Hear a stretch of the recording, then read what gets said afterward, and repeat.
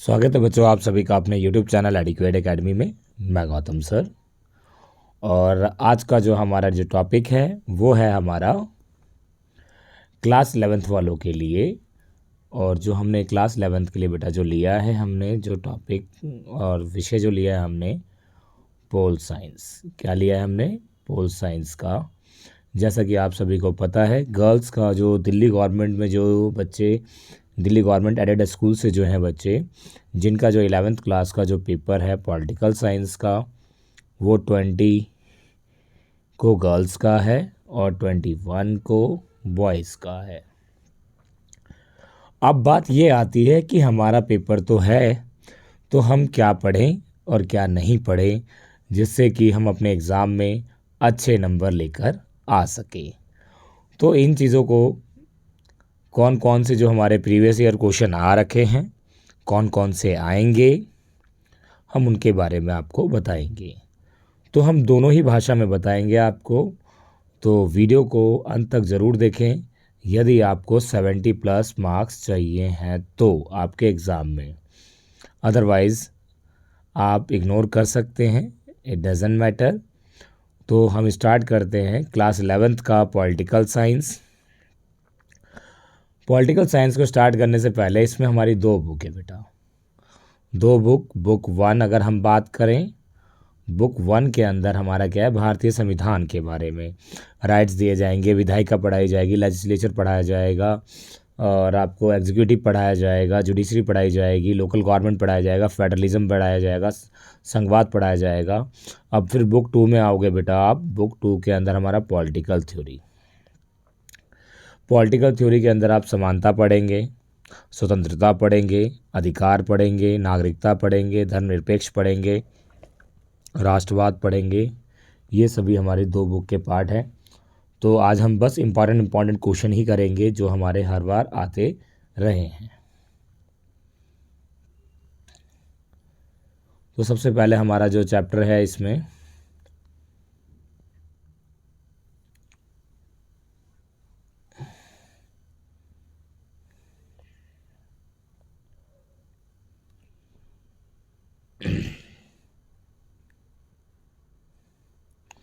जो वेटेज है हमारा, जो कि सॉल्विंग किस तरीके से हमारा आएगा पेपर, मार्क्स नॉलेज बेस पे, रिमार्किंग और एक्सेप्ट मेमोरी प्रीवियसली लर्न, इसके बेस पे आएगा। मतलब ये दिया गया है परसेंटेज किस किस वे पे लॉजिकली। और ये हमारा ब्लूप्रिंट है किस से हमारा बुक से कितनी आएंगी। बुक 1 से हमारे MCQ 6 आएंगे और 6 हमारी बुक 2 से आएंगे, मतलब टोटल 12 क्वेश्चन। अगर हम यहीं पे बात करते हैं, हमारे लॉन्ग क्वेश्चन हमारे कितने आएंगे, 4 आएंगे। दो बुक 1 से आएंगे, 2 बुक 2 से आएंगे। पैसेज हमारा आएगा जो हमारा बुक 1 से ही आएगा, और जो कार्टून और मैप जो हमारा आएगा, बुक कार्टून भी आ सकता है, मैप भी हमारा बुक 2 से आएगा। तो चलिए हम बात करते हैं सबसे पहले कॉन्स्टिट्यूशन के बारे में। संविधान क्या है?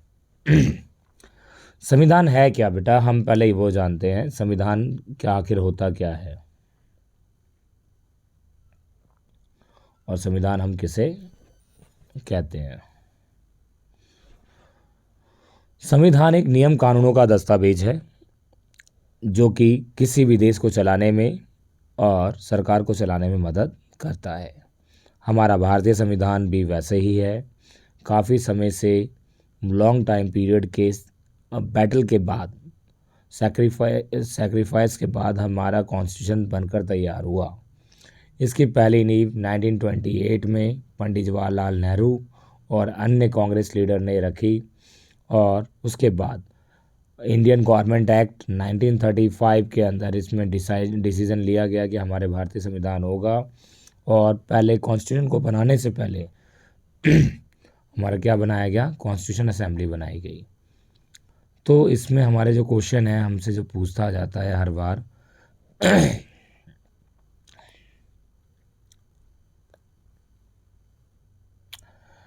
कि पहला क्वेश्चन हम बताते हैं, भारतीय संविधान के स्रोत। भारतीय संविधान के स्रोत मतलब कहा जाता है, why we call the our Indian constitution is the provision of adapted. भारतीय संविधान को उधार का झोला क्यों कहा जाता है? संविधान में लगभग 75% अंश भारत अधिनियम 1935 से लिए गए हैं, और 1928 में मैंने आपको बताया committee, Motilal Nehru committee report के मूल अधिकार में। अब आते हैं हमने संवैधानिक प्रणाली, कुछ बातें भारतीय संविधान का समाहित है। हमने अन्य देशों से हमने क्या क्या अधिकार लिया है क्या है। सबसे पहले हम बात करते हैं उधार का झोला हम किस लिए कहते हैं। प्रोविजन ऑफ अडेप्टेड, भारतीय संविधान को उधार का झोला इसलिए कहा जाता है क्योंकि उसके अंदर क्या है, अन्य देशों के संविधानों से क्या किया गया है, राइट्स लिए गए हैं। जैसे कि हमारा सर्वाधिक मत, मतलब जिसको सबसे ज़्यादा वोट मिलेंगे उसकी जीत होगी। सरकार का संसदीय रूप, पार्लियामेंट सिस्टम हमने वहीं से लिया है। कानून के शासन का विचार, ये भी हमने वहीं से लिया है। अमेरिका से हमने क्या लिया है, आपने देखा होगा हमारे भारतीय संविधान के भाग 2-3 के अंदर मौलिक अधिकार दिए गए हैं। मौलिक अधिकारों की सूची और संविधान की प्रस्तावना, ये हमने कहाँ से ली है, अमेरिका से ली है। अब आते हैं आयरलैंड के संविधान से हमने क्या लिया है, राज के नीति निषेध तत्व, डायरेक्टिव प्रिंसिपल, ठीक है। उसके बाद फ्रांस से हमने क्या लिया है, फ्रीडम, इक्वालिटी और बंधुत्व का सिद्धांत, ये हमने कहाँ से लिया है, फ्रांस से। और कनाडा से हमने क्या लिया है, कनाडा से हमने लिया है अर्ध संघात्मक सरकार और केंद्रीय और संघात्मक, आपने पढ़ा होगा। और अवशिष्ट शक्तियाँ, जो रेसिड्यूरी जो पावर्स है, वो हमने कहाँ से ली है, कनाडा से। और इसी वजह से हमारे भारतीय संविधान को उधार का झोला भी कहा जाता है। सबसे पहले आते हैं हमारा 1 नंबर के क्वेश्चन में आपसे पूछ लिया जाएगा अनुच्छेद 371A क्या है। 370 जो हमारा अनुच्छेद है वो किससे संबंधित है, जम्मू कश्मीर से। और 371 किससे है, पूर्वी राज्य से, मतलब कि ईस्टर्न स्टेट से। उनको विशेष राज्य का दर्जा दिया गया है क्योंकि वहाँ पर अलग अलग प्रकार के। संविधान क्यों महत्वपूर्ण है, हमसे पूछ सकता है। आगे आइए, क्वेश्चन है हमारे, क्वेश्चन की भरमार रहेगी आज पूरे। क्वेश्चन हमारा सबसे पहला क्वेश्चन, चलिए हम जानते हैं। भारतीय संविधान का गठन पर प्रकाश डालिए। भारतीय संविधान बना कैसे, जैसे कि मैंने आपको 1928 बताया, फिर भारतीय गवर्नमेंट एक्ट जो हमारा है 1935, उसी के बेस पे हमारा भारतीय संविधान तैयार किया गया है। हम बात करते हैं किस बारे में और संविधान को बनाने से पहले हमारा पहले क्या बनाया गया है, संविधान सभा बनाई गई है, उसके बाद ही हमारा संविधान का गठन किया गया है। हमारा भारतीय संविधान की पहली बैठक, संविधान सभा की पहली बैठक 9 दिसंबर 1946 में हुई और दूसरी बैठक हमारी हुई 11 दिसंबर 1946 में। तो ये हमारा कुछ प्रारूप रहा है। इसके अंदर 300 सदस्य से ऊपर थे और जो कि विभाजन के बाद डिवीज़न हो गए, बढ़ जाने के बाद सदस्यों की सदस्यों का भी डिवीज़न हो गया। और कहा जाता है हमारा भारतीय संविधान 26 नवंबर 1949 को बनकर तैयार हो गया। अब आते हैं इसी में, भारतीय संविधान किस प्रकार संतुलित और सुदृढ़ बनाया जा गया है, मतलब उसके अंदर हर एक किसी को, मतलब अल्पसंख्यकों को ज़्यादा प्रायोरिटी दी गई है। और कहा जाता है संविधान के बहुत सारे कार्य भी होते हैं संविधान, इसीलिए इसको सुदृढ़ बनाया गया है बहुत ही अच्छी तरीके से। ये पिक्चर हमारी आएगी, पिक्चर में हमारा दिया गया है, कार्टून हमारा दिया गया है। ये क्या है, 2 विचारधारा के लोग हैं, एक तो पश्चिमी विचारधारा और एक है पूर्वी विचारधारा। ये वेस्टर्न बैंजो वाले दिख रहे हैं, ये पाश्चात्य विचारधारा का मतलब क्या होता है, जो विदेशी को ज़्यादा महत्व देते हैं। और ये भारतीय, तो दोनों का दिया गया वंदे मातरम और देगा जाना गाना मन। बीच में जो व्यक्ति हैं पंडित जवाहरलाल नेहरू हैं, दोनों के बीच में तालमेल करने का कोशिश कर रहे हैं ताकि लड़ाई झगड़े ना हो। अगला हमारा बच्चों है पार्ट 2 से हमारा क्या पूछ सकते हैं, चैप्टर 2 से मौलिक अधिकार। बेटा क्या पूछेंगे, मौलिक अधिकार। मौलिक अधिकार हमारा क्या, ये हमारा जो चैप्टर है सेकंड चैप्टर के अंदर हम जो जानेंगे बेटा, फंडामेंटल राइट्स जो हमारे हैं भारतीय संविधान के अंदर, जो संविधान के अंदर जो हमारे अधिकार दिए गए हैं वो टोटल कितने अधिकार हैं, 6 अधिकार हैं। पहले ये कितने थे, 7 थे, एक अधिकार को हटा दिया गया है, तो उसकी को हम कहते हैं प्रॉपर्टी का राइट्स। तो हमारे भारतीय संविधान के अंदर कौन कौन से राइट्स दिए गए हैं कॉन्स्टिट्यूशन के अंदर, वो चीज़ जानते हैं। सबसे पहले हम ये जानते हैं कि अधिकार क्या होता है, राइट्स क्या होते हैं। राइट्स क्या है हमारे, अधिकार सामाजिक जीवन की वो शर्त है जिसके बिना कोई भी मनुष्य अपना विकास नहीं कर सकता, इसलिए अधिकार होना बहुत ज़रूरी है विकास के लिए सबसे ज़्यादा। अब 42वां संशोधन कब आया, पहले पूछा जाएगा आपसे। तो 42वां संशोधन कब है, 1976 में, जिसके अंदर क्या बोला गया है, संविधान संशोधन के नागरिकों के मौलिक कर्तव्यों की सूची की गई है, शामिल की गई है। 10 मौलिक कर्तव्य थे हमारे हमारे दो 10 मौलिक कर्तव्य हैं। अब आइए हम इसमें बात करते हैं। सबसे पहले हमारा जो कौन कौन से अधिकार हैं भारतीय संविधान में जो अधिकार दिए गए हैं, तो आपसे पूछा जा सकता है मौलिक अधिकारों की व्याख्या कीजिए, प्रश्न आपसे पूछ लिया जाएगा। ठीक है, define the fundamental rights of the Indian constitution. ठीक है ना, तो कौन से हमारे 6 हैं और वो इस प्रकार है। सबसे पहले हमारा इक्वलिटी 14 से 18 तक दिया गया है। स्वतंत्रता का अधिकार जो हमारा 19 से 22 से दिया गया है। शोषण के विरुद्ध अधिकार है 23 से 24 दिया गया है। धार्मिक स्वतंत्रता का अधिकार 25 से 28 दिया गया है। और सांस्कृतिक और शिक्षा का अधिकार हमारा 29 से 30 दिया गया है। और संवैधानिक उपचार का अधिकार मतलब कॉन्स्टिट्यूशनल रेमेडीज़, ये टोटल हमारे 6 अधिकार हैं। सबसे पहले हम बात करें समता का। समता का मतलब क्या होता है? Equality. All persons are the equal before the law. सभी समान, सभी नागरिक क्या है? समान है कानून के समक्ष। स्वतंत्रता, हमें ग्रुप बनाने की आज़ादी, हमें कहीं भी भाषण देने की आज़ादी, ये सारे हमारे किसके राइट्स हैं? हमारे स्वतंत्रता के हैं। अगर हम वही बात करते हैं शोषण के विरुद्ध। शोषण के विरुद्ध का मतलब क्या होता है? अगर आप किसी भी व्यक्ति को 14 वर्ष से कम उम्र के बच्चों को अगर आप क्या करते हो? बाल मजदूरी करवा रहे हो, तो आप इसी के अंडर में आइएगा। धार्मिक स्वतंत्रता, हमारे भारत के अंदर क्या दिया गया है? धर्मों की स्वतंत्रता दी गई है। हम किसी भी धर्म को क्या कर सकते हैं? अपना सकते हैं। ये 25 से 28 अनुच्छेद में दिया है। सांस्कृतिक क्या है?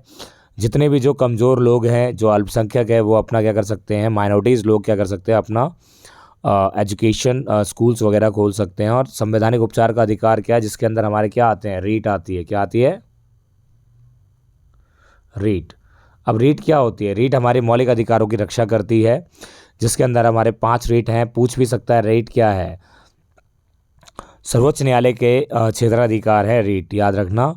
और इस रीट के अंदर हमारी 5 चीज़ें आती हैं, जिसे हम क्या कहते हैं? रीट को बंदी प्रत्यक्षीकरण, उत्प्रेक्षा, परामर्श। ठीक है, तो ये हमारे कुछ क्या है? रीट है, जिसे हम इंग्लिश में बोलते हैं क्यू वारंटो, प्रोहिबिशन, क्रिटेरियो। तो ये सारे हमारे क्या है? रीट हैं। अधिकार की घोषणा कब की गई? 1928 में पंडित जवाहरलाल नेहरू ने द्वारा अधिकार की मांग उठाई थी, और उसी समय। अब अधिकार के साथ साथ मौलिक अधिकार तो जो मनुष्य को मिलते हैं, लेकिन राज्य के नीति निषेधक तत्व जो कि हमने कहाँ से लिया है? कनाडा से। स्वतंत्र भारत में सभी नागरिकों को समानता और कल्याण लाने के लिए मौलिक अधिकार के अलावा कई नियम को संशोधित किया गया है। मतलब ताकि समानता और कल्याण, उनका विकास के लिए कई ऐसे प्रावधान दिए गए हैं, जिसको लागू करने के लिए और चीज़ें बनाई गई है। राज्य के नीति निर्देशक सिद्धांतों के तहत सरकार को इसी तरह के नीति निर्देश दिए गए हैं, जिन्हें वो अदालत में चुनौती नहीं दी जा सकती। आप अगर अदालत जाओगे तो आपको इसके लिए कोई भी सुनवाई नहीं की जाएगी। जिन्हें अदालत में चुनौती नहीं दी जा सकती, लेकिन लागू करने के लिए कहा जा सकता है। अब आते हैं निवारक नज़रबंदी। किसी भी व्यक्ति को जब गिरफ्तार करते हैं तब उससे अपराध किया हो, पर उसके अपवाद भी हैं। कभी कभी किसी व्यक्ति को इस आशंका पर भी गिरफ्तार किया जा सकता है। हम एक आपको एग्जांपल बताते हैं। जैसे कि आपने देखी होगी रणवीर सिंह की एक मूवी आई थी जिसमें उन्होंने क्या किया था? रोल अदा किया था किसका? संजय दत्त का। तो संजय दत्त के पास ये पता चला था कि भाई बंदूक है, तो उनको अरेस्ट कर लिया गया था, लेकिन बाद में पता चला कि उनके पास कुछ भी नहीं है, तो उनको जेल भेज दिया गया था, मतलब सबूत के तौर पर, मतलब ऐसे ही पता होने, तो हम निवारक नज़रबंदी कहते हैं। आइए हम इसमें जानते हैं हमारा अलग अलग अधिकार दिए गए हैं हमारे, याद रखिएगा। अधिकार में आप लिख सकते हैं। सबसे पहला हम बात करते हैं 1978 में संविधान के संशोधन में मौलिक अधिकारों की सूची से संपत्ति के संविधान को 78 में क्या किया गया? संपत्ति को हटा दिया गया। उसके बाद है हमारा क्वेश्चन जो हमारे है भरमार है हमारे पास, टेंशन लेने की ज़रूरत नहीं है। ये हमारे रीट है, रीट को ज़रूर याद रखिएगा। 5 रीट है हमारे, ठीक है।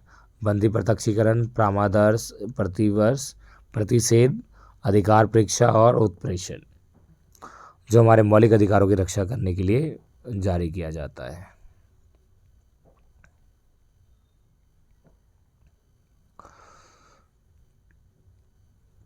हमें मौलिक अधिकारों की आवश्यकता क्यों है? Why do we need fundamental rights? हमें फंडामेंटल राइट्स की ज़रूरत इसलिए होती है क्योंकि अधिकारों के बिना हमारा विकास असंभव है।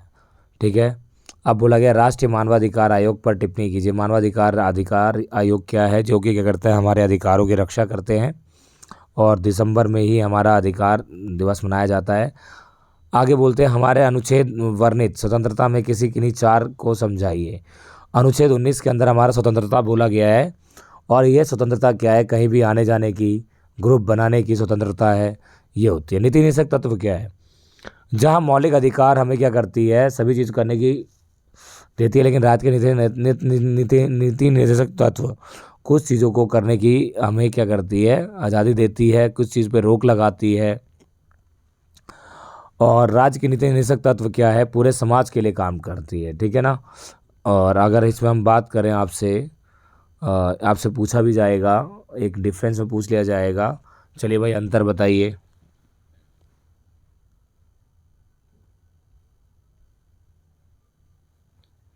हमसे क्या पूछा जाएगा, मौलिक अधिकार और राज्य के नीति निर्देशक तत्व के बीच क्या अंतर है, तो आपको बता देना है, ठीक है। नीति निर्देशक तत्व और मौलिक अधिकार, मौलिक अधिकार प्रति व्यक्ति को मिलते हैं, और नीति निर्देशक तत्व क्या करती है, पूरे समाज के लिए कार्य करती है।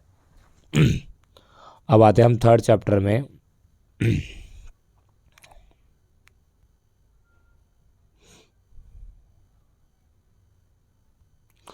थर्ड चैप्टर है हमारा बेटा इलेक्शन से। हमने क्या किया, कानून बना लिया पहले चैप्टर में, संविधान बन गया, उसके बाद फिर हमने लोगों को क्या किया, अधिकार दिए, और अधिकार देने के बाद लोगों ने सबसे पहली बार पता क्या किया, यूज़ किया, अपने अधिकार को यूज़ किया। लोकतंत्र के प्रकार, चुनाव प्रणाली क्या है हम जानेंगे। चुनाव से आज सबसे पहले आता है, चुनाव हम किस लिए करते हैं। चुनाव आयोग के प्रमुख कार्यों का वर्णन कीजिए। क्या करते हैं, स्वतंत्र और निष्पक्ष चुनाव करवाना, आदर्श चुनाव संहिता जारी करना। इसके अलावा उनके और भी कार्य होते हैं चुनाव आयोग के। क्या कार्य होते हैं, राजनीतिक दलों को चुनाव चिन्ह जारी करना, उम्मीदवारों का चुनावों में खर्च तय करना, कितना पैसा खर्च कर सकते हैं, वो सारी चीज़ें। आगे चुनाव आयोग का मुख्य जो होते हैं अभी जो है वर्तमान समय में है, चंद्रचूड़ हैं, चंद्रचूड़ नहीं है वो क्या कहते हैं बेटा, मुख्य न्यायाधीश हैं वो। और अभी चुनाव आयोग सुनील अरोड़ा हैं, अरोड़ा जी हैं। हमारे भारत में जो चुनावी प्रणाली है वो दो प्रकार की है, एक अनुपातिक प्रतिनिधित्व पीआर सिस्टम, और एक हमारा एफपीपीएस फर्स्ट पास दी पोस्ट सिस्टम। मतदाता पार्टी को वोट देते हैं, इसके अंदर क्या होता है, एक क्षेत्र में एक ही उम्मीदवार खड़ा होता है, एफटीपीटी में एक जगह से अधिक उम्मीदवार खड़े होते हैं, लोग सीधा प्रत्याशी को वोट देते हैं, इसके अंदर पार्टी को वोट देते हैं। ये इसके अंदर अंतर है, पूछा जाएगा आपसे।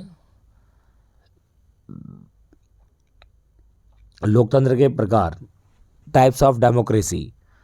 लोकतंत्र कितने प्रकार के होते हैं, लोकतंत्र दो प्रकार के होते हैं, एक तो प्रत्यक्ष लोकतंत्र और एक अप्रत्यक्ष लोकतंत्र। नागरिक रोजमर्रा के फैसलों और सरकार चलाने के प्रत्यक्ष भाग लेते हैं, उदाहरण प्राचीन ग्रीस ग्राम सभा। अप्रत्यक्ष लोकतंत्र कैसा है, लोग अपने प्रतिनिधि भेजते हैं और वही लोग सरकारी, मतलब अप्रत्यक्ष क्या हो गया, राष्ट्रपति का चुनाव, और जैसे मान लो किसी एमएलए और एमपी का है, वो क्या है, प्रत्यक्ष लोकतंत्र, जिसमें हम खुद चुनते हैं। चुनाव क्या है, इलेक्शन क्या है, वो प्रक्रिया जिससे लोग अपने प्रतिनिधि का चुनाव करते हैं, मतलब कौन सा बेस्ट है वो चीज़। अब चुनाव और प्रतिनिधित्व, चुनाव आयोग के कार्य मतदाता सूची तैयार करना, सुन लीजिए ये पूछा जाता है, बार बार पूछता है। उनके लिस्ट जारी करना, चुनाव कब होंगे, कब ये सारी चीज़ डिसाइड करना। समानुपातिक प्रतिनिधित्व क्या है, किसी पार्टी को उतनी ही प्रतिशत सीटें मिलती है जितने की उसे वोट मिलती है। एक सबसे इम्पॉर्टेंट क्वेश्चन हमारा क्या है, स्वतंत्र निष्पक्ष चुनाव से आप क्या समझते हैं।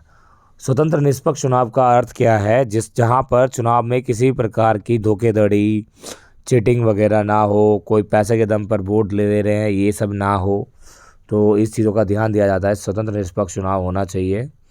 एक हमारा क्वेश्चन आता है, सर्वाधिक मत पाने वाले की जीत, यूनिवर्सल एडेड फ्रेंचाइजी। इसके अंदर क्या होता है, इस प्रणाली भारत में इंग्लैंड से ली गई है। कहाँ से ली गई है, एफपीपीएस हमारा इंग्लैंड से ली गई है, पूछ लिया जाता है। जिसके अंदर 18 वर्ष से सभी व्यक्तियों को वोट देने के राइट्स होते हैं, उसी को हम सर्वाधिक वोट पाने वाले की जीत की प्रणाली हम कहते हैं। बाकी हमारा ये चैप्टर हमारा हो गया है। चुनाव प्रणालियों की कमी, क्या क्या चुनौतियां हैं, चुनाव में क्या क्या सुधार हुए हैं, वोटों को खरीदा, ये जो है सारी क्या है कमियां हैं चुनाव प्रणाली की, वोटों को खरीदा जाता है।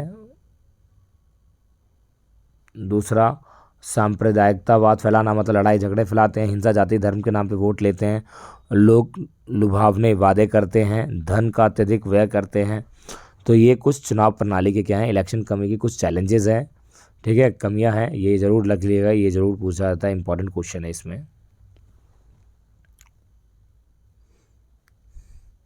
ये क्या है हमारा, ये दिखाया जा रहा है कि यूनिवर्सल एडल्ट फ्रेंचाइजी सार्वभौमिक वयस्क मताधिकार को दिखा रहा है।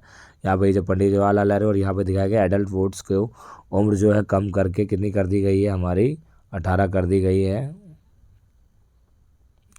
पहले 21 थी बच्चों।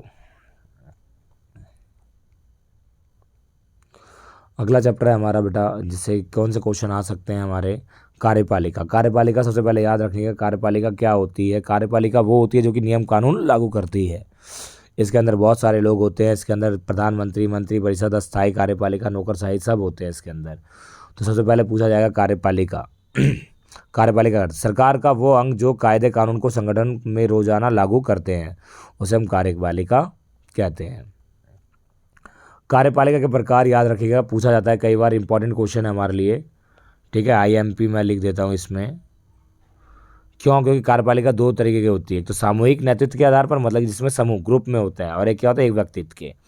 एक होता है संघात्मक और एक क्या होता है, अर्धशासनात्मक। संघात्मक क्या होता है, सरकार का प्रमुख प्रधानमंत्री होगा, वो विधायिका में बहुमत दल का नेता भी होता है, वो विधायिका के प्रति क्या होता है, उत्तरदायित्व होते हैं। मतलब कि इसमें सरकार का प्रमुख कौन होता है, प्रधानमंत्री, और वही क्या होता है, मेजोरिटी पार्टी का हेड होता है। और अर्धशासनात्मक में क्या होता है, राज्य का प्रमुख अलग होगा और सरकार का प्रमुख अलग होगा। राज्य का प्रमुख राष्ट्रपति होगा और सरकार गवर्नमेंट का हेड कौन होगा, प्रधानमंत्री। प्रधानमंत्री तथा उसके मंत्रिपरिषद विधायिका के प्रति क्या होते हैं, उत्तरदायी होते हैं। हम बात करते हैं इसी में आगे, जो एक व्यक्ति के आधार पर है, जिसे हम क्या कहते हैं, अध्यक्षात्मक, जिसमें कि एक ही व्यक्ति के पास सारी चीज़ें होती है। सरकार और राष्ट्र दोनों कौन चलाता है, राष्ट्रपति ही चलाता है। राष्ट्रपति सामान्यतः जनता द्वारा, इसमें राष्ट्रपति जनता द्वारा चुना जाता है, लेकिन हमारे भारत में ऐसा नहीं होता है। हमारे भारत के अंदर जो है अध्यक्षात्मक संसदात्मक जो प्रणाली है ली गई है, संसदीय व्यवस्था है, जिसमें कि हमारे जो राष्ट्रपति हैं वो नाम मात्र हैं।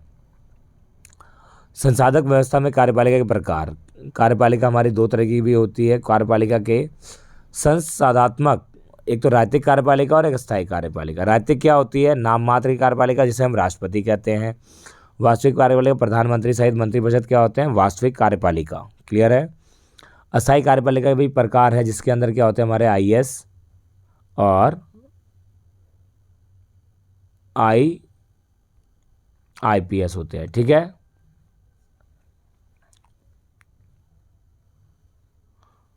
अब आते हैं हम इसमें, हम जानेंगे राष्ट्रपति की क्या क्या शक्तियां हैं। राष्ट्रपति के पास, राष्ट्रपति 5 सालों के लिए चुने जाते हैं, अप्रत्यक्ष रूप से चुने जाते हैं, और इनको हटाना बहुत ही मुश्किल है। कार्यकारी विधायिका का कानून आपातकाल लगाने का काम इनका है। ये किसी बिल को रोक सकते हैं, किसी भी बिल को पूर्ण विचार के लिए भेज सकते हैं, ये राष्ट्रपति की शक्ति है। संसद कार्यपालिका अपनाने के कारण, क्योंकि 1900 कहा जाता है, राष्ट्रपति का निर्वाचन 5 वर्षों के लिए, मैंने आपको बता दिया। आगे आते हैं, कार्य स्तर के आधार पर मंत्री का 3 स्तर विभाजन कर दिया गया है। एक तो कैबिनेट मिनिस्टर, राज्य मंत्री और उप मंत्री। तो हमारे जो मंत्री को दिया गया है, अलग अलग चीज़ें होती है हमारी मंत्रियों के बारे में पूछा जाता है आपसे। अब सुनिए, राष्ट्रपति की शक्तियों को जरूर पूछा जाता है, प्रधानमंत्री क्या क्या शक्तियां हैं। क्वेश्चन है, अपने आप में इंपॉर्टेंट क्वेश्चन है ये भी। मंत्रालयों को आवंटन मतलब बांटना, मंत्रालय देते हैं यही, और मंत्रिपरिषद पर नियंत्रण रखते हैं। विभिन्न विभागों में तालमेल स्थापित करने का काम प्रधानमंत्री जी का ही है, क्योंकि वो सरकार के क्या होते हैं, प्रमुख होते हैं। जो सरकार के प्रमुख होते हैं वो सभी चीज़ें देखते हैं, मीडिया तक पहुंच होती है उनकी। राष्ट्रपति और संसद के बीच सत्य कार्य करते हैं, सरकार के राष्ट्रीय धुरी कार्य करते हैं, ठीक है। तो ये हमारी प्रधानमंत्री की शक्तियां हैं।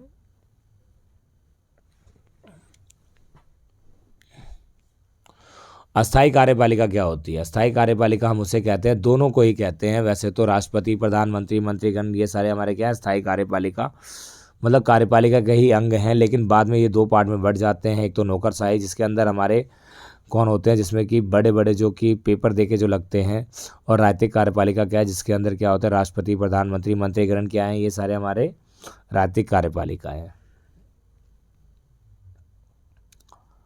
अब आते हैं संघ लोक सेवा आयोग, मतलब यूपीएससी जो आप बोलते हो, सिविल सेवा चयन 3 तरीके से करती है। योग्यता परीक्षाओं के आधार पर भेदभाव रहित चयन होता है, इसके अंदर किसी प्रकार का भेदभाव नहीं किया जाता।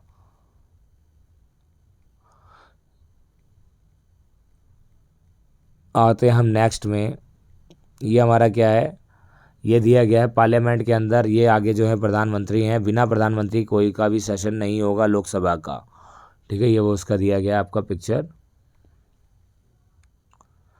पीएम सिक्स टू वोट मतलब जितना प्रधानमंत्री को लगा कि वोट मिलने चाहिए वो नहीं मिल रहे हैं, अगर वो चांसेस भी हो सकते हैं हारने के, अगर कम वोट मिले तो उन्हें पार्टी में उसको जगह नहीं मिलेगी, ऊपर इवन वो हार भी सकते हैं।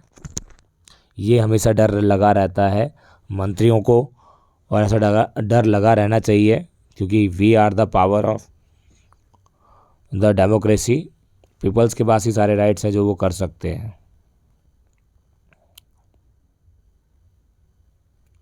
अगला है हमारा विधायिका बेटा। विधायिका हमारा क्या है, विधायक मतलब क्या होता है, नियम बनाना। क्या है ये, नियम बनाते हैं, रूल्स फॉर्मेट द रूल्स बनाते हैं ये। इसके अंदर हमारा लोकसभा राज्यसभा होती है। एक क्वेश्चन सबसे इंपॉर्टेंट है, लोकसभा और राज्यसभा में अंतर बताइए। तो लोकसभा और राज्यसभा में क्या क्या अंतर होते हैं, वो चीज़ें, कोई भी बिल कानून कैसे बनता है वो चीज़ पूछा जाएगा, संसद कैसे कंट्रोल करती है वो पूछा जाएगा, सरकार के 3 अंग कौन से हैं वो पूछा जा सकता है। सरकार के 3 अंग विधायिका, कार्यपालिका और न्यायपालिका। विधायिका कानून बनाएगी, कार्यपालिका उसे लागू करेगी, और न्यायपालिका अगर कोई नहीं समझेगा तो उसे लागू करवाने में मदद करती है। ये कौन, न्यायपालिका। संसद में 2 सदनों की आवश्यकता, संसद के अंदर 2 सदनों की आवश्यकता में क्यों होती है, why do we need a bicameral state, हमें क्यों होती है। विधायिका का चुनाव जनता द्वारा होता है, इसीलिए यह जनता का प्रतिनिधित्व बनकर कानून का निर्माण करती है। इसके बहस विरोध तो भाई इसके अंदर अच्छी तरीके से होना चाहिए, इसीलिए क्या आता है हमारे भारत के अंदर द्विसदनात्मक है, और कई राज्य में भी है, जैसे कि एक लोकसभा एक और एक हमारा क्या है राज्यसभा। और राज्य के अंदर विधानसभा होती है और एक विधान परिषद होता है, ठीक है। तो ये याद रखिएगा, हमारा ये होता है द्विसदनात्मक, मतलब किसी भी बिल पर 2 बार क्या होता है, विचार होता है। राज्यसभा हमारी क्या है, राज्यसभा हमारा क्या उच्च सदन है, क्या है उच्च सदन, जिसके अंदर वित्त पर राज्यसभा 14 दिन तक विचार कर सकती है। संविधान संशोधन करने का काम, अमेंडमेंट करने का काम किसका है, इन्हीं का है। इवन चुनाव, महायोगी, आपातकाल घोषणा, ये सभी यही देखते हैं राज्यसभा ही। संसद के कार्य पूछा जाता है हर बार क्वेश्चन है, हर बार का। संसद के प्रमुख कार्य, कानून बनाना, कार्यपालिका में नियंत्रण करना, संविधान के अंदर संशोधन करना, निर्वाचन चुनाव करवाना, राष्ट्रपति उपराष्ट्रपति और सर्वोच्च न्यायालय के न्यायाधीश, उच्च न्यायालय के न्यायाधीश का। अगला है हमारा बहस का मंच होता है, इस तरीके से वो क्या करती है, कार्य करती है।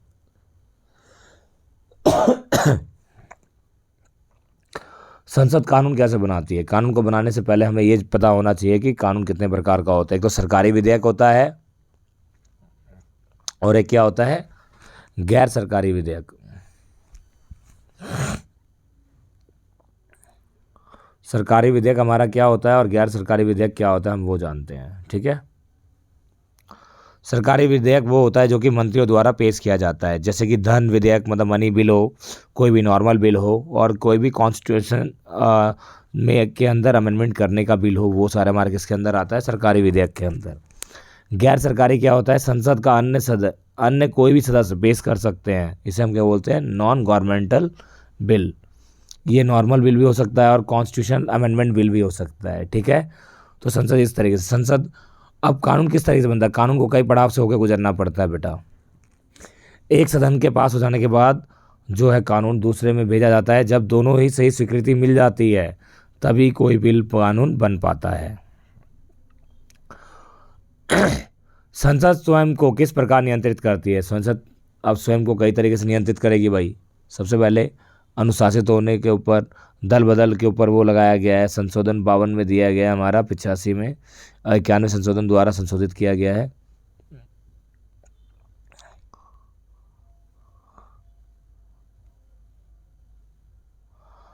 बस संसद कैसे कार्य करती है, लोकसभा राज्यसभा में अंतर पूछेगा, बस यही है इस चैप्टर का क्वेश्चन। उसके बाद हमारा आता है न्यायपालिका।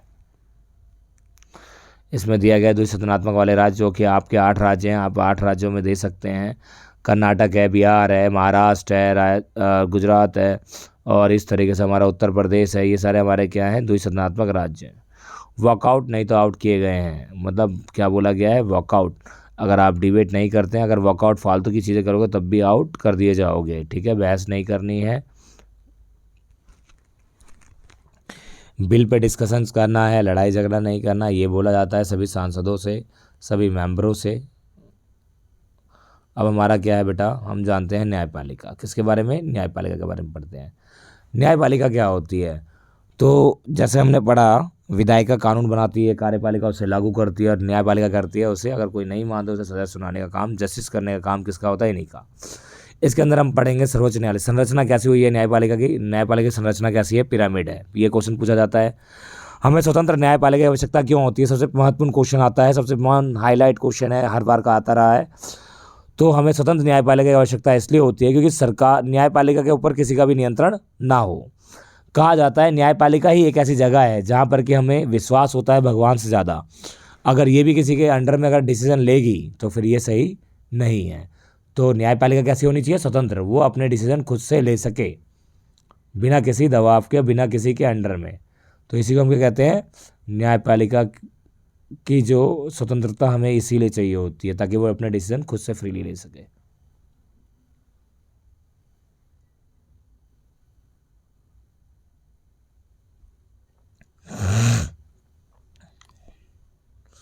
अब न्यायपालिका की जो संरचना हुई है हमारे पिरामिड में, हमने आपको बताया भी है अभी।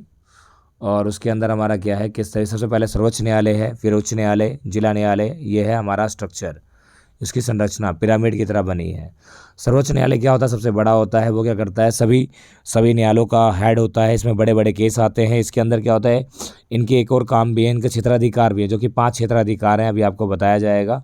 4 है वैसे, मौलिकी, सलाहकारी, रीट, ठीक है। सर्वोच्च न्यायालय क्षेत्राधिकार कौन कौन से हैं, 5 हैं, 4 हैं, ठीक है। और आते हैं, हम सबसे पहले बात करते हैं सर्वोच्च न्यायालय क्या करता है। कोई भी अगर उच्च न्यायालय में पेंडिंग केस है उसको अपने पास मंगवा सकते हैं, उच्च न्यायालय के न्यायाधीश का तबादला करवा सकते हैं। ऐसे ही सेम उच्च न्यायालय का भी होता है। हर एक न्यायालय के अपने अपने कार्य क्षेत्र होते हैं। हम ज़्यादातर कहाँ जाते हैं, जिला न्यायालय में जाते हैं, क्योंकि जिला न्यायालय हमारे सबसे नज़दीक का न्यायालय होता है। जैसे हमारा घर का डूमा आसपास दिल्ली के अंदर की मैं बात कर रहा हूँ, तो आपके क्षेत्र में अलग अलग होगा। सर्वोच्च न्यायालय के क्षेत्राधिकार मतलब रीट कौन कौन से होते हैं। रीट की अगर हम बात करें तो हमारा मौलिक अधिकार संरक्षण, राष्ट्रपति उपराष्ट्रपति के चुनाव में संबंधित विवाद, अपीली, दीवानी, फौजदारी जितने भी मामले हैं वो कहाँ पर सुलझाए जाते हैं, न्यायालयों में। सलाहकारी, जनहित के मामले में कानून के मसले पर राष्ट्रपति क्या कर सकते हैं, सलाह ले सकते हैं। अगला हम बात करते हैं, अगला हमारा है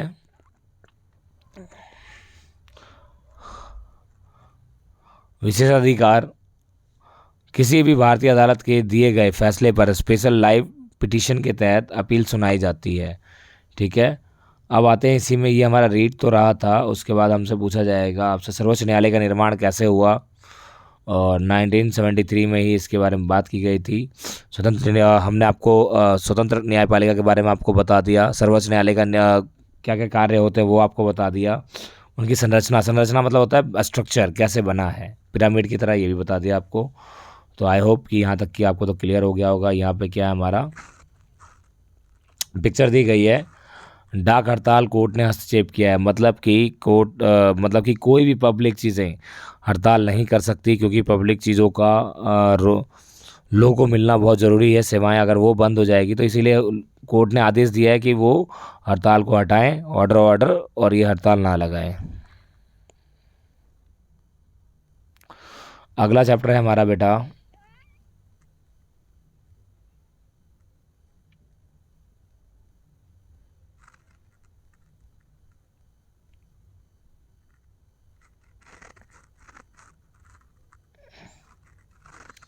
हम पढ़ेंगे फेडरलिज्म।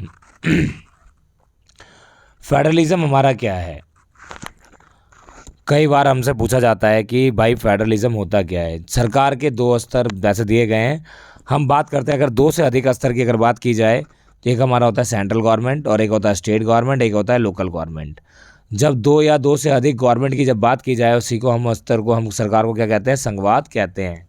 जिस भी कंट्री में दो या दो से अधिक, more than two level of government हो, एक से अधिक स्तर की सरकार हो, दो से अधिक स्तर की सरकार हो, उसे हम क्या कहेंगे, संघवाद कहेंगे। हमारे भारत में केंद्र सरकार है, राज्य सरकार है और प्रांतीय सरकार है। ठीक है, एक तो जो होती है पूरे देश के लिए होती है, जिसे हम क्या कहते हैं, संघ सरकार, सेंट्रल गवर्नमेंट, और एक राज्य के लिए होती है, अलग अलग राज्य के लिए उसे हम स्टेट गवर्नमेंट बोलते हैं। हमारे भारतीय संघवाद की क्या क्या विशेषता है, मतलब features of the Indian federalism. Federalism की क्या क्या विशेषता है, क्योंकि हमारे यहाँ पे क्या है, दो या तीन स्तरीय सरकार है, संविधान द्वारा सरकारों का गठन होता है, हर स्तर का अपना अपना न्यायपालिका होती है, इसमें वित्तीय स्वायत्तता होती है, स्वतंत्रता होती है, दोहरा उद्देश्य होता है, दो बार नियमों पर बात किया तो स्वतंत्र न्यायपालिका है, लिखित संविधान है। ये हमारे संघवाद की विशेषता है हमारे भारत की। ठीक है, ये पूछा जाता है। भारत एक संघ राज्य है, क्यों कहा जाता है, क्योंकि इसके अंदर किया गया है, सरकार के 3 अंग दिए गए हैं और उनके बाद सूची भी दी गई है। 3 सूचियाँ कौन कौन सी है पूछा जाता है, क्वेश्चन बहुत ही हॉट क्वेश्चन हमसे पूछा गया है। संघ सूची जो कि बड़े बड़े कानूनों पे कार्य करती है, जो कि केंद्रीय कानून बनाती है, जैसे रक्षा का, ऊर्जा का, सारा काम किसके दायरे में आता है हमारा। ऐसे ही 97 सब्जेक्ट हैं जो कि किससे रिलेटेड हैं, केंद्र सरकार 97 विषयों पर काम करती है। राज्य, वहीं पुलिस, भूमि, ये सारे कार्य किसके अंडर में आते हैं, राज्य के। और एक आता है समवर्ती सूची, जो कि दोनों ही में ही शिक्षा का काम दोनों ही करती है, केंद्र सरकार और राज्य सरकार दोनों ही करती है। ठीक है, इसके अलावा एक हमारा छूट गया जिसको हम कहते हैं अवशिष्ट सूची, जो कि अभी आया, इसमें ऐड हुआ है हमारा अवशिष्ट सूची, पूछा जाएगा आपसे, जिसके अंदर हमारा क्या आता है, साइबर क्राइम आता है। ठीक है, रेसिड्यूरी बोलते हैं उससे बेटा हम इंग्लिश में वैसे तो।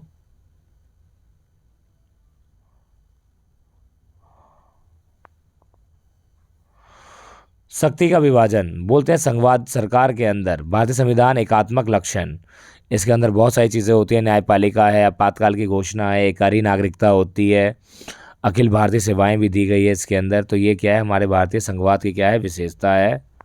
राज्यपाल की भूमिका और राष्ट्रपति शासन। राज्यपाल की भूमिका सरकार या कमीशन के जरिए ही राष्ट्रपति की जो उपराष्ट्रपति, ये जो हमारे राज्यपाल हैं उनको बनाया जाता है। ठीक है, सरकारी कमीशन। 2 है, जम्मू कश्मीर को विशेष राज्य का दर्जा दिया गया है, और वो कौन कौन से हैं, इसमें हम बता देते हैं। 370 के अंदर है, लेकिन अब वो हट गया है, लेकिन 371 अब जो किससे संबंधित है, वो जितने हमारा ईस्टर्न स्टेट है, नॉर्दर्न ईस्टर्न स्टेट, उसको दिया गया, विशिष्ट प्रावधान दिए गए हैं संविधान के अंदर। तो बस हमारा यही था इसके अंदर। अगला हमारा बेटा लोकल गवर्नमेंट, किसके बारे में है, लोकल गवर्नमेंट के बारे में। इसके अंदर हमारा क्वेश्चन भी पूछ लिया था, जैसे मैप में दिया गया है, भारत के मानचित्र में 2 रियासतें को नाम बताइए। 2 रियासत हमारा क्या है, तो हमारा भोपाल और त्रावणकोर। 2 राज्यों के नाम लिखे जिसका जन्म नए राज्य के रूप में हुआ। तो 2 राज्य कौन, झारखंड और उत्तराखंड 2000 में बने थे। एक गैर हिंदी भाषीय राज्यों का नाम बताइए। आंध्र प्रदेश हमारा क्या है, गैर हिंदी भाषीय राज्य है, जहाँ पे हिंदी बिल्कुल भी नहीं बोली जाती। भारत की एक रियासत थी जिसका विलय 15 अगस्त 1947 के बाद हुआ, कौन, जम्मू कश्मीर।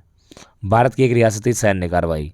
तो ये आपका था, ये संघवाद हमारा हो गया। संघवाद से कौन कौन से क्वेश्चन आएंगे आपको बता दिया है। संघवाद की विशेषताएं बताएं, और संघवाद की 3 सूचियां आपसे पूछ लिया जाएगा। स्थानीय शासन आपसे पूछा जाता है। चलिए भाई, स्थानीय शासन क्या होता है वो आपको मैं बताता हूँ, जिसे हम लोकल गवर्नमेंट भी कहते हैं। लोकल गवर्नमेंट क्या होती है, पहले 2 ही स्तर की सरकार थी, सेंट्रल गवर्नमेंट जो पूरे देश के लिए होती थी, और जो पर्टिकुलर स्टेट के लिए जो होती थी उसे हम राज्य सरकार कहते थे, मतलब कि जो हर एक राज्य के लिए जो अलग होती थी। लेकिन इसके अलावा भी दो और बनाए गए हैं स्थानीय शासन के अंदर। स्थानीय शासन के अंदर 2 जो बनाए गए हम आपको बता देते हैं कौन कौन से हैं हमारा। तो स्थानीय शासन को मतलब लोकल गवर्नमेंट कहते हैं, जो कि लोगों के आसपास का शासन होता है। इसके अंदर 2 बनाया गया, एक तो 73वां संशोधन बनाया गया, 73वां और 74वां संशोधन अमेंडमेंट हुआ, जिसके अंदर बोला गया तुंगन समिति के जरिए ही ये क्या किया गया, संवैधानिक दर्जा दिया गया स्थानीय शासन को। अब स्थानीय शासन हमारे 2 प्रकार के। 73वां संशोधन की अगर हम बात करें, जो कि क्या है, हमारे किससे रिलेटेड है, गांव से रिलेटेड है, विलेज से हम बात कर लेते हैं। और जो ये हमारा 74th अमेंडमेंट है, 74वां संशोधन, वो किससे संबंधित है बेटा, वो हमारा शहर से संबंधित है। ठीक है, तो अब हम बात करते हैं, इसमें भी 3 स्तर की सरकार होती है, पिरामिड की तरह इसमें भी 3 स्तर की सरकार होती है। पहले नंबर पे ये होती है हमारे जिला परिषद, दूसरे नंबर पे ब्लॉक होती है जिला, दूसरा ब्लॉक, तीसरा हमारा हो गया ग्राम पंचायत। ऐसे ही हमारा सबसे पहले इसमें शहर में क्या होती है, नगर पालिका, नगर निगम, नगर पालिका और नगर परिषद। तो इस तरीके से बांट दिया गया ताकि इन लोगों का भी विकास हो सके, यहाँ पे भी काम किया जा सके। अब हम बात करते हैं 73वां संशोधन 74वां संशोधन के अंदर की बात करते हैं। तीनों ही स्तर के चुनाव 5 वर्षों में होते हैं। महिलाओं को 1/3 सीट रिजर्व कर दिया गया है और ये क्या करते हैं 11वीं अनुसूची के अनुसार ये कार्य करते हैं 73वें संशोधन के अंतर्गत। ये मैंने आपको दिखा दिया। ये हमारा जो त्रिस्तरीय ढांचा जो है हमारा कहाँ का है, ये पंचायती राज व्यवस्था है। जो गांव के अंदर जो सिस्टम चलता है उसे हम पंचायती राज व्यवस्था बोलते हैं। पहले पायदान पे ग्राम पंचायत, दूसरे पायदान पे ब्लॉक समिति, तीसरे पायदान पर जिला पंचायत। ठीक है।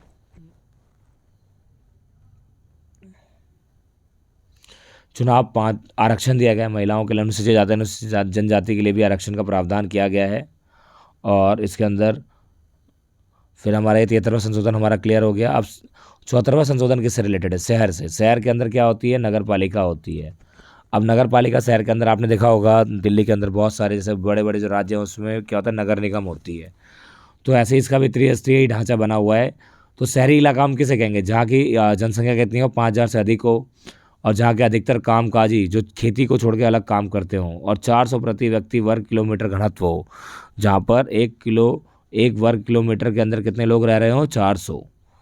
अब आते हैं विशेष अनेक रूप में 74वां संशोधन संविधान में 73वें संशोधन का दोहराव, लेकिन यह संशोधन शहरी से संबंधित है। इसके अंदर बहुत सारी चीज़ों के बारे में विषय में बात की गई है, अलग अलग चीज़ों के अंदर मेयर होते हैं, वो सारी चीज़ें। ठीक है। तो स्थानीय शासन का विषय क्या है, स्थानीय शासन किस किस विषयों में काम करती है, गरीबी को हटाना, महिला बाल विकास करना, तकनीकी सुरक्षा, पुस्तकालय खोलना, सड़कें बनाना, पेयजल बनाना, शिक्षा देना, कमज़ोर तबकों का कल्याण करना, मतलब बहुत सारे कार्य हैं किसका, स्थानीय शासन के। स्थानीय शासन का मुख्य उद्देश्य यही है, स्वास्थ्य और पर्यावरण कल्याण करना, लोगों की भलाई करना, उसके लिए तरह तरह की सुविधाएं देना। ये 11वीं अनुसूची में दिया गया है स्थानीय शासन के बारे में। ठीक है। तो हमारा लोकल गवर्नमेंट क्लियर हो गया है हमारा। ठीक है। तो ये एक बुक हमारी कंप्लीट हो गई है। अब दूसरी बुक हम कर रहे हैं। दूसरी बुक जो हमारी राजनीतिक सिद्धांत से है, संविधान को जीवन दस्तावेज क्यों कहा जाता है। इसको हम लाइव डॉक्यूमेंट इसलिए कहते हैं क्योंकि ये समय के साथ हमारा जुड़ा हुआ है और हमेशा अपडेट रहता है। इसके अंदर संशोधन का एक प्रावधान दिया गया है।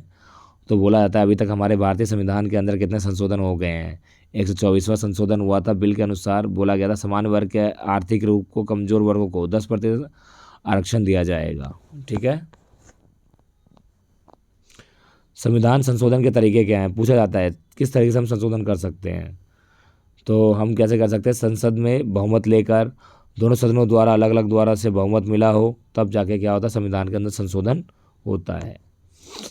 संविधान में किए गए संशोधनों के 3 प्रकार का विभाजन, प्रशासनिक संशोधन, संविधान का व्याख्या संशोधन, इस तरीके से अलग अलग पार्ट में डिवाइड कर दिया गया है। तो ये हमारा संविधान के संशोधन से, इसलिए हमारा जीवित संविधान माना जाता है। ये समय के अनुसार चलता रहा है। हम बात करें 1950 से लेकर आज तक ये जीवित है। अब आते हैं, हम बात करते हैं दर्शन, फिलॉसफी, संविधान के अंदर फिलॉसफी। भारतीय संविधान की विशेषता क्या है, लिखित है, संघात्मक सरकार है, फंडामेंटल राइट्स है, मौलिक कर्तव्य है, डायरेक्टिव प्रिंसिपल है, स्वतंत्र निष्पक्ष चुनाव होता है, सिंगल सिटीजनशिप है। ये सारे क्या है, विशेषता है इसकी। ये पूछा जाता है क्वेश्चन, विशेषता बताइए संविधान की। ठीक है। अब आते हैं राजनीतिक सिद्धांत के ऊपर। चलिए, राजनीतिक सिद्धांत के अंदर हम किस किस चीज़ों का कौन कौन से इंपॉर्टेंट है क्वेश्चन। राजनीति क्या है, राजनीति क्या है, राजनीतिक 2 शब्दों से मिलकर बना है, राज प्लस नीति। नीति पर आधारित शासन, मतलब जहाँ पर नीति द्वारा शासन को चलाया जाए उसे राजनीति कहा जाता है। राजनीतिक सिद्धांत क्या है, राजनीतिक सिद्धांत का मुख्य उद्देश्य क्या होता है, राज्य और सरकार का स्वरूप किस प्रकार होगा, उसके बारे में हम राजनीतिक सिद्धांत के अंदर हम क्या करते हैं, जानकारी हासिल करते हैं। पूछा जाता है राजनीति क्या है। राजनीति को परिभाषित करने के लिए विद्वानों ने अलग अलग क्या किए हैं, प्रावधान दिए गए। शासन करने की कला को हम राजनीति कहते हैं। राजनीति सरकार के क्रियाकलापों को ठीक चलाने से सीख देती है हमें, जन कल्याण संबंधित इसी से है। राजनीतिक सिद्धांत में हम क्या पढ़ते हैं, राजनीतिक सिद्धांत के अंदर हम विभिन्न पहलुओं को पढ़ते हैं। क्या क्या, आज़ादी, समानता। पूछा जाता है राजनीतिक सिद्धांत, क्वेश्चन है, क्वेश्चन याद रखिएगा। राजनीतिक सिद्धांत में हम व्यवहार में कैसे लेकर आए, व्यवहार में मतलब कि इसको हम कैसे लेकर आए। राजनीतिक सिद्धांत का स्वरूप समय के साथ साथ बदलता रहता है, हमें इन्हें अपनाना चाहिए ताकि राजनीतिक सिद्धांत हमेशा समय के अनुसार चलता रहे। हमें क्यों पढ़ना चाहिए, बहुत इंपॉर्टेंट क्वेश्चन, बहुत इंपॉर्टेंट आज का हमारा क्वेश्चन ऑफ द डे हमारा। हमें राजनीतिक सिद्धांत, why do we study political theory, हमें क्यों पढ़े, भविष्य में आने वाली समस्याओं को समझने के लिए, इसके अलावा मत देने के लिए, समाज में पूर्वाग्रह को समाप्त करने के लिए, आंदोलन को प्रेरणा व सही दिशा में लाने के लिए, ये हमें इसीलिए पढ़ना चाहिए। राजनीतिक सिद्धांत के अंदर आपसे राजनीतिक और राजनीतिक सिद्धांत में अंतर पूछ सकता है, राजनीतिक सिद्धांत क्यों पढ़ना चाहिए वो पूछ सकते हैं, ठीक है।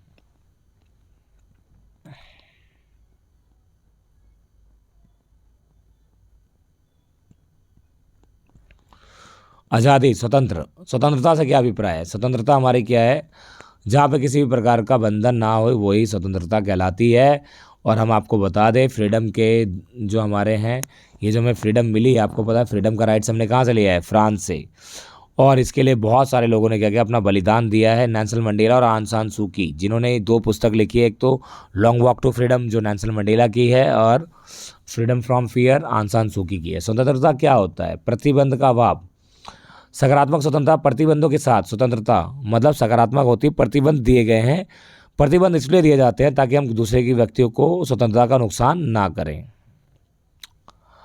अब आते हैं इसी के अंदर हमारा एक सबसे जो इम्पोर्टेंट क्वेश्चन है, जो हमारा हानि का सिद्धांत, हार्म प्रिंसिपल क्या है। जॉन स्टुअर्ट मिल ने जो दिया था, जिन्होंने क्या बोला था, आत्मरक्षा का सिद्धांत, बिना किसी दूसरे के कार्य करने की स्वतंत्रता से बाधा पहुंचाए स्वयं के कार्य करना, मतलब बिना किसी को नुकसान पहुंचाए अपना जो भी हम काम कर रहे हैं उसका फ़र्क हमें ही पड़े, उसी को हम क्या कहते हैं, हानि का सिद्धांत। उन्होंने 2 पार्ट में बोला गया, सहसंबंध और परसंबंध। सहसंबंध क्या होता है बेटा, सहसंबंध होता है जैसे हमने काम किया, मैं पढ़ा रहा हूँ, इसका प्रभाव किस पे पड़ेगा, आप पे पड़ेगा, तो ये क्या हो गया, ये परसंबंध हो गया। काम करने वाले का जो इफेक्ट दूसरे व्यक्ति पे पड़े और काम करने वाले का इफेक्ट काम करने वाले पे ही पड़े, वो सहसंबंध, सेल्फ रिगार्डिंग, अदर रिगार्डिंग, जो दूसरे पे पड़े, इसी को हानि का सिद्धांत कहा है जॉन स्टुअर्ट मिल ने। इससे और कुछ भी नहीं आएगा। नकारात्मक और सकारात्मक पूछ सकते हैं आपसे, नकारात्मक स्वतंत्रता क्या है और सकारात्मक क्या है, ठीक है। स्वतंत्रता कितने प्रकार की होती है, प्राकृतिक होती है, व्यक्तिगत होती है, राजनीतिक होती है, आर्थिक होती है। प्राकृतिक क्या है, व्यक्ति को अपनी इच्छा अनुसार कुछ भी करने की स्वतंत्रता, ये प्राकृतिक है। व्यक्तिगत क्या है, जीवन की सुरक्षा है। राजनीतिक क्या है, राजनीतिक के अंदर वोट देने का, स्वतंत्रता का, चुनाव लड़ने का, ये राजनीतिक है। आर्थिक आप कुछ भी कार्य कर सकते हो, पद हासिल कर सकते हो, ये हमारा आर्थिक है।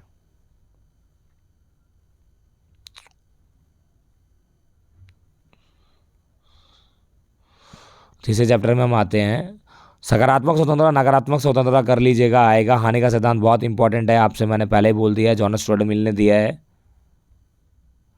समानता क्या है, इक्वालिटी, जो कहा जाता है बिना किसी भेदभाव के सबके साथ एक जैसा व्यवहार करना ही समानता कहलाता है। समानता हमारी 3 प्रकार की होती है, याद रखिएगा। समानता पूछा जाता है क्वेश्चन, समानता कितने प्रकार की होती है, व्याख्या सहित बताइए। आर्थिक समानता पूछ लेगा, इंडिविजुअली भी पूछ सकता है। राजनीतिक समानता क्या है, सभी को समान मतदान का अधिकार। और आर्थिक में क्या होता है, सबको समान अवसर मिले। और ये हमारा सामाजिक क्या होता है, समाज के सभी लोगों को निर्णायक बुनियादी ज़रूरतें उपलब्ध कराई जाए। ये हमारा 3 प्रकार की हमारी समानता होती है।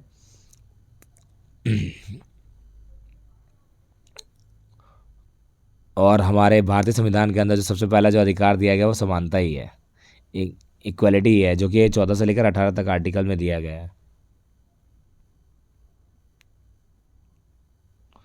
अगला है हमारा सामाजिक न्याय। सामाजिक न्याय का मतलब क्या होता है, जो न्याय करने की प्रक्रिया को हम सामाजिक न्याय कहते हैं। न्याय का अर्थ ही होता है, न्याय का सिद्धांत क्या है, हमारे न्याय के सिद्धांत भी जान लेते हैं हम। न्याय का सिद्धांत किसे कहते हैं, समान लोगों के प्रति समान बर्ताव करना, समानुपातिक न्याय, मतलब सभी के लिए एक जैसा न्याय होना चाहिए, विशेष ज़रूरतों का उल्लेख किया जाए, ये क्या हमारा रॉल्स ने अपने न्याय सिद्धांत के अंदर बोला गया है।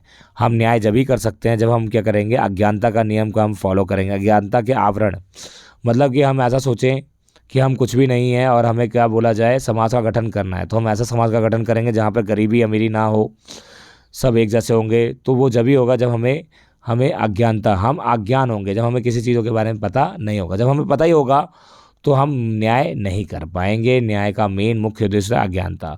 तो इसीलिए आप जब भी कोर्ट जाएंगे तो उसके आगे क्या लगाता है, पट्टी लगी होती है कानून के समक्ष। वो ये नहीं देखते कि आप गोरे हैं, काले हैं, आप अमीर हैं, गरीब हैं। तो वो अज्ञानता के आवरण का नियम को फॉलो करते हैं, इग्नोरेंस।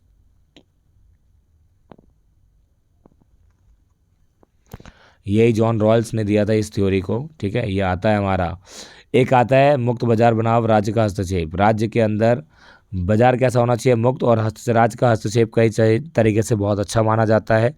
पूछा जाता है क्या है अंतर, बताइए।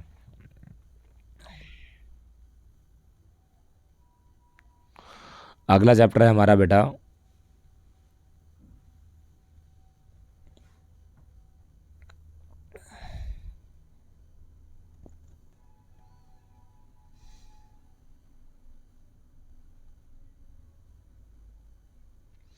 अधिकार।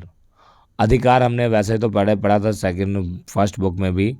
अधिकार, जो कि अधिकार किसी व्यक्ति द्वारा की गई मांग को ही हम अधिकार कहते हैं, जिससे कि उसका कल्याण होता है।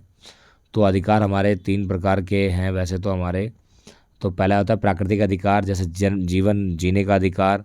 नैतिक अधिकार, माता पिता की सेवा करना। कानूनी अधिकार, जो हमारे फंडामेंटल अधिकार दिए गए हैं। कानूनी अधिकार में भी हमारे तीन चार तरीके होते हैं। मौलिक अधिकार जो कि हमारे 6 हैं। राजनीतिक अधिकार जो कि वोटिंग देने का। नागरिक अधिकार कहीं भी आने जाने का। आर्थिक अधिकार। तो अधिकार हमारे कई प्रकार के पूछा जाता है। ह्यूमन राइट्स डे हम कब मनाते हैं, 10 दिसंबर को मनाते हैं। पहली बार संयुक्त राष्ट्र संघ ने इसको मनाया था, ठीक है। अधिकार की उत्पत्ति कहा जाता है, राइट्स की जो उत्पत्ति 18वीं और 17वीं शताब्दी में ही हुआ, और जब हमारे साथ बहुत सारा भेदभाव हो रहा था, जब ही हमारे अधिकार के राइट में बात की गई। अधिकार के आपके प्रकार, अब मैंने आपको बताया अधिकार जो हमारे 3 प्रकार के होते हैं। प्राकृतिक, जहाँ पर जन्म के समय जीवन, स्वतंत्रता, संपत्ति इकट्ठा करने के जब हमारे पास अधिकार होते हैं। नैतिक अधिकार क्या है, सेवा करना, माता पिता, शिष्टा व्यवहार, सच्चा चरित्र भाव प्रस्तुत करना। कानून अधिकार जिसे हम क्या कहते हैं, 6 अधिकार माना जाता है, ये हमारे मौलिक अधिकार कहलाते हैं। तो 6 अधिकार हमारे यही हैं। सबसे पहले समानता, समानता का अधिकार, समानता का, स्वतंत्रता का, ठीक है। फिर उसके बाद हमारा शोषण के विरुद्ध है। फिर उसके बाद हमारा क्या है, धार्मिक स्वतंत्रता। फिर सांस्कृतिक और संवैधानिक उपचार। ये हमारे कानूनी अधिकार हैं। पूछा जाता है आपसे, पूछ लिया जाएगा, ठीक है ना।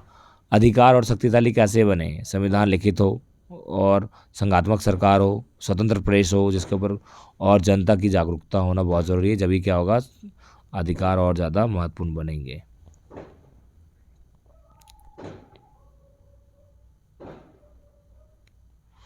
उसके बाद हमारे नेक्स्ट चैप्टर से कौन से क्वेश्चन आएंगे इंपॉर्टेंट। नागरिकता क्या है, नागरिकता बेटा क्या है, नागरिकता हम किसे कहते हैं। नागरिकता हमारा क्या है, सिटीजनशिप। सिटीजनशिप के लिए हमारे नागरिकता को 3 अधिकार दिए, स्वतंत्रता, अधिकार और कर्तव्य। कर्तव्य, जब कोई देश हमें नागरिकता देता है, नागरिकता का पहचान ये क्या होती है कि हम किस देश से हैं, हम किस देश के निवासी हैं। तो ये हमें जब भी पता चल पाएगा जब हमें कुछ रजिस्ट्रेशन होता है, सारी चीज़ें होती है उसी के बाद। तो जब आप किसी देश के नागरिक होंगे तो आपको राइट्स भी दिए जाएंगे, और जब राइट्स दिए जाएंगे आपको फ्रीडम दी जाएगी, तो आपको उनकी ड्यूटीज़ को फॉलो करना होगा। ड्यूटीज़ क्या होती है, हमारे 42वें संशोधन के अंदर बोला गया है कि जैसे कि हमें राष्ट्रध्वज का सम्मान करना चाहिए और राष्ट्रगान का सम्मान करना चाहिए। सरकार की किसी भी प्रॉपर्टी को हमें तोड़ना नहीं जाना चाहिए। बिना किसी भेदभाव के सभी को एक जैसा व्यवहार, और नागरिकता हमारा होता है। नागरिकता को हासिल करने के हमारे कई तरीके हैं। हम पंजीकरण करवाएंगे, देशीकरण, देश के अंदर रहेंगे, वंश परंपरा के अकॉर्डिंग भी क्या कर सकते हैं, हम चाह सकते हैं ज़मीन को ले सकर भी हम नागरिकता को हासिल कर सकते हैं। प्रवासी कौन होते हैं बेटा, प्रवासी वो होते हैं जो कि काम की तलाश में, जो एक जगह से दूसरी जगह आते हैं। जैसे बिहार से कोई व्यक्ति यहाँ तक आए, दिल्ली आए, चाहे कोलकाता जाए, चाहे कोई बड़े शहर जाए, काम की तलाश में, उसे हम प्रवासी कहते हैं। जो अपना स्थान छोड़ के दूसरी जगह पे जाते हैं ताकि नौकरी की तलाश में।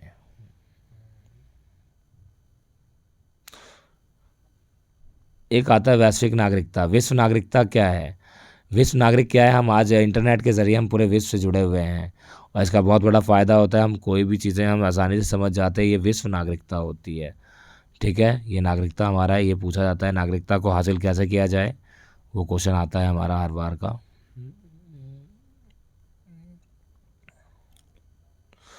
राष्ट्रवाद क्या है, राष्ट्रवाद से आपका क्या अभिप्राय है, पूछा जाएगा। राष्ट्रवाद क्या होता है, राष्ट्र का अर्थ मतलब किसी भौगोलिक क्षेत्र में रहने वाले सभी लोगों को अपनापन की भावना, मतलब राष्ट्र के प्रति अपनीपन की भावना को हम राष्ट्रवाद कहते हैं।